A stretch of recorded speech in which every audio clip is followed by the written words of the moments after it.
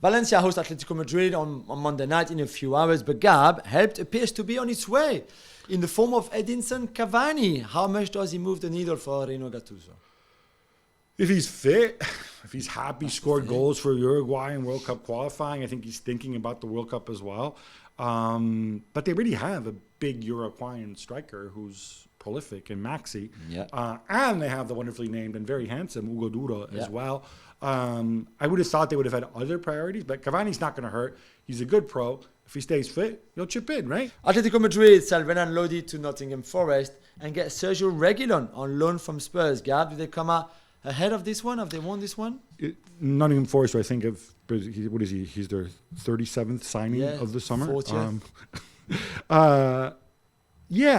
They come out ahead because they're getting 30 million back for Lodi, and you can have Reguilon for a season. And it's the classic thing where if Reguilon does well, you go to Spurs and you keep him, and Spurs say, "Oh, we want you to pay this much," and then you're for Atletico Madrid, you go, "No, we're only giving you this much," and then most likely with Conte there's going to say, "I don't want him back. I got Perisic, I got Ryan. I've turned Ryan Sessegnon into a player in the meantime. I don't need this guy back."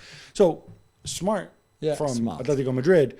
Lodi, I think he's a good player. I think he was unfairly criticized at times last season, and I think in the back three, I think he can be effective for Forest. Yeah, maybe. Jules, I was moved by this. Oh. World Cup winner Samuel Umtiti in tears when he's unveiled in Lecce at the airport. Yeah, when he arrived, all the incredible reception, the fans singing his name. I think because he got so much crap at Barcelona in the last few years and people hating on him because he was either injured or didn't want to leave the club or anything like that. For him to see a bit of love and to finally think that he would be able to play football, I think it was really good, and I was moved as well, like you. I think this is a lovely, lovely scene. He took that crazy contract extension, so basically, was it like the 1 year, 2 years he had left are now spread out forever, but it's going to be a much smaller number. If he plays well for Lecce, again, maybe it can become a permanent move there somewhere else if he proves his fitness. You do feel bad because he's been very unlucky. Yeah, but I like the way that he took that call and that chance to go to Lecce, promote Italian Serie A. It's not going to be easy for him, but let's hope that he has a good season. We really want to see that. Milan continue to pick up young talent. Malick Thiaw should be confirmed very soon from Schalke, and Aster Vranckx is on his way from Wolfsburg as well. Yeah, I have Smart signings. I have to confess, I think I've seen Malick Thiaw once with the German under-21s. Vranckx, I saw a little bit. One's 19 in a defensive midfielder. The other one's another centre backs. Their numbers look good. Schalke, obviously, in the second flight last year. I put this in because I'm highlighting this is Milan's MO now. The policy, yeah. This is their policy. This is what they do. Obviously, Ibra and Giroud aside, it is young players. And you know what? It hasn't been that hard to sell the fans on it if you win. There was a while at first, what are we going to do with Kalulu? No, we don't want Kalulu. We need, give Romagnoli a new deal, blah, blah, blah, go and sign this guy. No. If you have people who know what they're doing, even if you have as many misses as you have hits, you will come out ahead if you invest in proven young talent. Milan have some money to spend, so it's not like they're getting these guys on freeze. It's not like they're unearthing gems. They're taking advantage of situations with, contracts where maybe have 1 or 2 years left, and they're giving them a big spotlight. As a business plan, this works great. Yeah, I agree. Ander Herrera returns home to Athletic Bilbao. Jules, we love these homecomings, and there's no scary Bois de Boulogne in Bilbao, so it should be okay, yeah? It should be okay.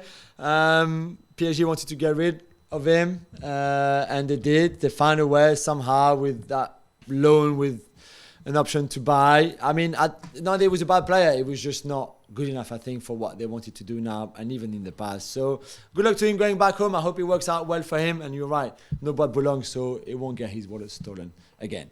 By people getting into his car for no reason. Exactly, yeah. Things I didn't expect to be saying, but Harry Winks is close to joining Sampdoria on loan. I've got just one question for you. Why? It's also, Sampdoria are pretty terrible, the draw with Juve notwithstanding. I'm assuming he's going to see a lot of... Look, he's going to experience something different. He's going to see a lot of the ball. Within the context of Samp, he's not going to be a terrible player. In fact, he's going to be a good player. And I think he'll grow professionally. I have no issue with it. And from Spurs, we know in the past we've always said, like, oh, English players, they don't go abroad. They're so close-minded. They'd rather sit on the bench. This guy's going abroad. Yeah, that's good. That's good for him. Yeah. Harry Winks played for England. And it wasn't that long ago. Yeah, really? Or was it an England squad? He was in, no, I was kidding you. He was. Remember your boy Poch used to call him the little Iniesta? No, which is weird please, too, because this is hurting my ears. This is hurting my ears. No, I can't let Poch. I love Poch, but I can't get away with what he called him the little Iniesta when Winks is like 4 inches taller than Iniesta. It's hurting my ears. Oh, but Paris Saint-Germain's transfer window not done. Fabian Ruiz reportedly on his way, but Keylor Navas staying put. Are you surprised, Jules? Not by Fabian Ruiz's arrival, because it was in the making. It's just taken a long time, I think, than the club expected, and the negotiations were quite tough, considering he only has 1 year left on his contract at Napoli. More for the Keylor Navas, because I really thought that he wanted to go. He was happy to go. It's a big club. It's a Champions League club. All of that. He got that injury, and maybe that kind of put Napoli off a little bit in the last 2 weeks. I don't know exactly yet the inside story of why he might stay, or why right now he's looking more like he would be staying. Earlier, United and having 2 really good keepers, I think Navas is too good to be on the bench for the whole season, and Donnarumma is the number 9. That's not going to change apart from an injury.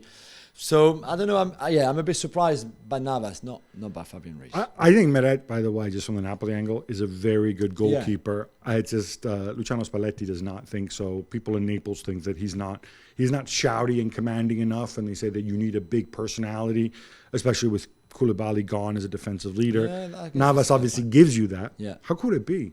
Keylor and Cristiano reunited. Oh, can you imagine? Oh, at the Stadio Maradona in the Gulf of Naples under Mount Vesuvius. We want to see that happen. Well, thank you very much for watching ESPN on YouTube. For more sports highlights and analysis, be sure to download the ESPN app. And for live streaming, premium content, and let's not forget as well, ESPN FC 7 days a week. Subscribe to ESPN Plus.